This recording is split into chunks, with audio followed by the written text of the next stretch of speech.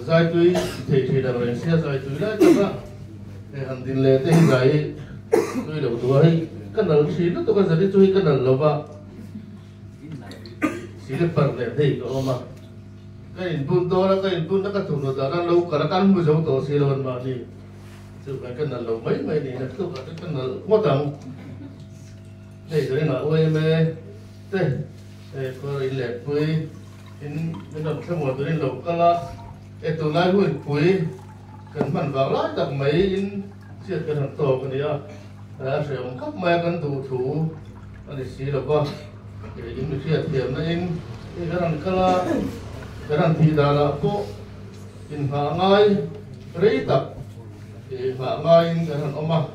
in cái rung tập in mà mà rồi chứ nó xuôi tụi tình cái rung rấy số thì in cái thức luôn nó lâu xuôi tụi cái thằng suốtเลยlại biệt các cái này tiền ngạc cái thằng khácเลยcái thằng mà sủa quýเลยmình lâu xoay xe bộ luôn là cái thiệp cái lâu này này mà rồi chú tôi để phát tên một cái thì anh làm nghề gì càng khác thì đó này thì cần sẽ được cái rồi xoay nó lỏng gì thế anh được xoay chú vào mình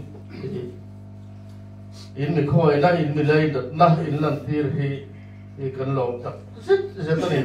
thì tin có đúng xây na vấn đề đó thì lâu cho mà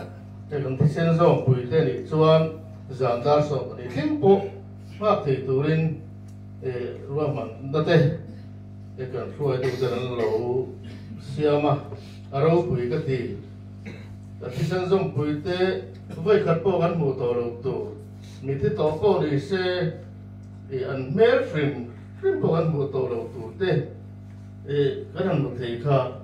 alo nó chỉ nói thì em mà này thì cái sự mà sẽ đủ tin cái đủ lá để thằng vào đủ để ba phim rất là hay mà chủ nó thì khăn cái lâu sau đó giờ là anh lục kinh tổ bốc cái đó thế khăn cái thằng họ chung khăn thiệp em mấy khăn cái này ra chốc là để làm chút thì mấy tụi nó làm thiệp mà này cần khoa hi thì mà cái gì đó mà đã có cái khẩu khăn là giải tụi với là đi ra là này xe cái chân cái in link là bên đó là mà này mình làm giải tụi rau quý cái gì cần nó xuống khó nó thế thì hình lúc tập tất cái những này mà lúa rau quý cái gì chứ này cần lòng mà cũng lại cần biết ở cái chuan ruộng ngã tổ đồng chí anh giải rồi tốt bằng cái này cái gì cái gì nuôi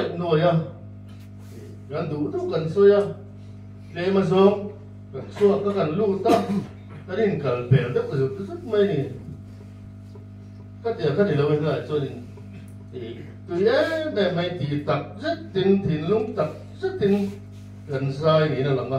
gần men của con rồi bị cái gì không mấy tin gần ôi men ra lại thằng con cái chuyện làm thế bố ấy kiến phật cũng cái gì bây giờ nó dần riêng lúc cái đó có đến riêng lúc cái đó không bao giờ chuồn bây giờ là thế riêng cái này anh được luôn đó thì chú của tất cả trong chẳng thế cái lâu tầm đó lên cái lâu này lâu hổ việc xưa nụ lá cô này muốn lâu biết thì khác được không anh mà đi thấy phá một mấy nên chừng đấy để có xem là vin anh ấy theo xuống liên tục mà anh ấy cái gì nhớ là cái điểm của khai lâu mình còn chỗ thì để in lâu phèo thì in phật cũng cái gì không bao giờ có để phô riêng phô này thì tôi lớn cỡ ông mà hay lại cho riêng bên ông mà tôi mấy lum mà giờ nên mấy xem tên là lâu ai đâu tổ mấy con tổ tới chuồn hàng tới khát luôn alo mồm mình không muốn tập rất rất này thì cả còn xử lý tôi trên làm thế là những ai làm cho tất mấy thế nó là lại trồng vào em mấy tên mình này sợ thế cả alo mồm cần thì cái lòng tập rất rất ta thì cái nụ hiến tập em có lửa này thì cái chỗ tôi biết là lúc sau cái cần số này thì tuần Sunday chứ thì là vâng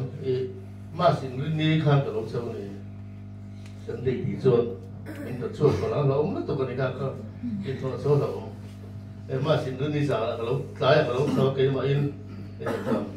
nè số bậc học việc mà đến cả lúc thế nào đến trên ruộng trà để ven xuống mi rim mi cái núi đầm lục xuống đầm lò là vẫn còn quýt cái lục đầm lò với khật mấy như đồng với thúng với lý dần tìm được thọ rồi có cái con ống thì các tiểu cục khan hay là ở chuồn tấm lồng như thế có hát này thế bên luồng bị cái này thì có quý này cho nên khắp này cái gì à tấm lồng thế bao hi có sắp apa koi nanti thì là bộ RIP thế cái nanti cái quý lực tục thế cái gì vậy các cái đủ to cái mấy gì rồi hay là cho nó tập tắc in luận làm gì ra mình mong ấy na cái mình mong ấy tuần na thế là lâu làm gì đó cái东西你这个老虎嘛，个的，就完全发达。这话变成很回来，那个人说就那个人他说农民是啊，讲没比把了，这个是这，因为这个路上这个哈，这个人看都这里啊，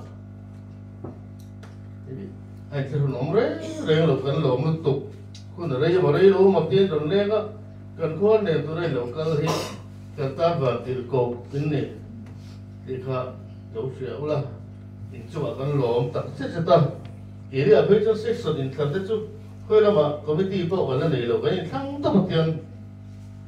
yang mak apa orang seri lo,